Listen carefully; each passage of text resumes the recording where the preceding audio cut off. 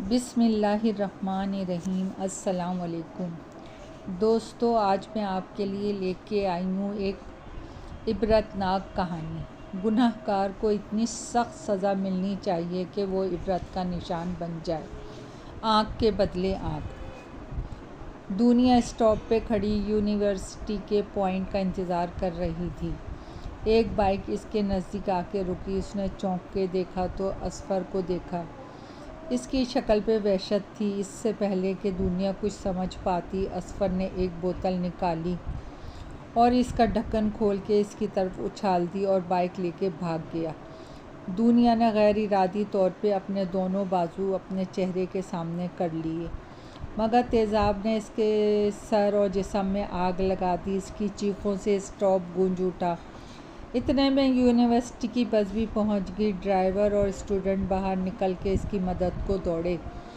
किसी ने 1122 पर कॉल कर दी और दुनिया को यूनिवर्सिटी की ही बस में लेकर अस्पताल की तरफ रवाना हो गए।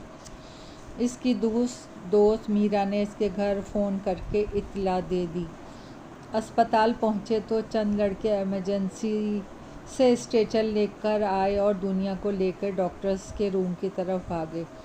स्टाफ ने उन्हें रोका और पूछा क्या हुआ इनको। एक लड़के ने जवाब दिया, एसिड अटैक केस है। इतने में एक डॉक्टर बाहर निकल आया। स्टाफ ने इसे पेशेंट के बारे में बताया तो बोला, ये पुलिस केस है, हमें पहले पुलिस को इन्फॉर्म करना होगा। एक लड़की बोली, आप पहले पेशेंट को ट्रीट तो करें, पुलिस को बाद में इन्फॉर्म कर लीजिएगा। देखें तो इसकी हालत कितनी बुरी है, किस कदर तकलीफ़ में है। ये डॉक्टर ने उसे देखा और कहा, देखें बीबी, हम अपना काम ज़्यादा बेहतर जानते हैं। आप हमें लेक्चर देने के बजाय आराम से बैठ जाएं। पुलिस आ जाए तो इनको ट्रीटमेंट भी कर दिया जाएगा। सब स्टूडेंट को गुस्सा तो बहुत आया, मगर क्या करते, चुप करके पुलिस का इंतज़ार करने लगे। 20 मिनट बाद पुलिस आए, उनसे सारा माजरा पूछा। रिपोर्ट लिखी तो डॉक्टर ने दुनिया को ऑपरेशन थिएटर में मुंतकिल करने का कहा। दुनिया तकलीफ़ की वजह से बेहोश हो चुकी थी।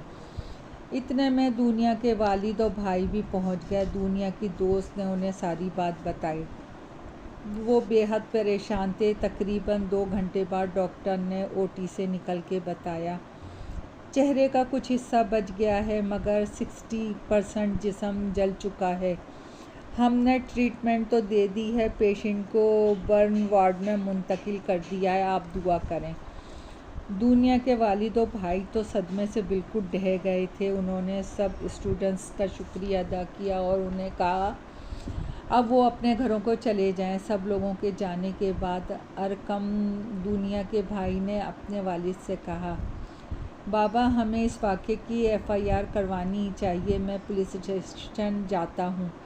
इसके वालिद ने असबाब में सर हिलाया। अरकम ने पुलिस स्टेशन जाके रिपोर्ट करवाई तो पुलिस वालों ने इसे उल्टे सीधे सवाल करके ज़ेच कर दिया। आपकी बहन का किसी से चक्कर तो नहीं था? कोई इश्क आशिकी का केस तो नहीं है? लगता है किसी पुराने जानने वाले ने ताल्लुक़ तोड़ने का बदला लिया है।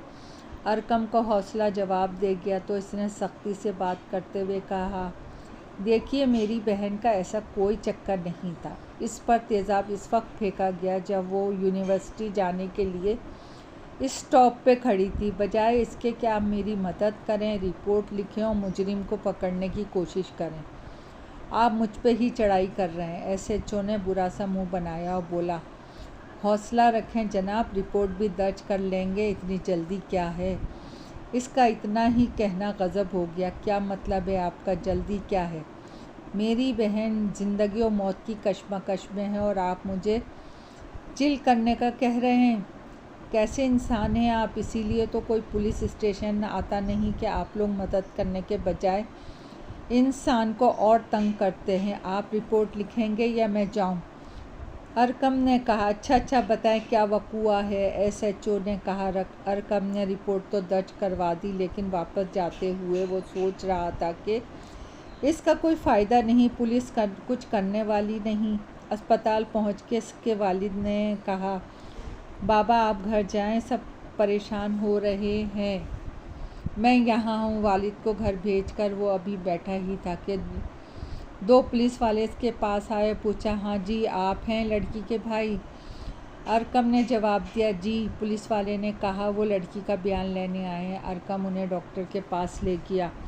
उन्होंने बताया, अभी पेशेंट की हालत ठीक नहीं है, जो ही उन्हें होश आया हम आपको इन्फॉर्म कर देंगे। पुलिस वाले वापस चले गए।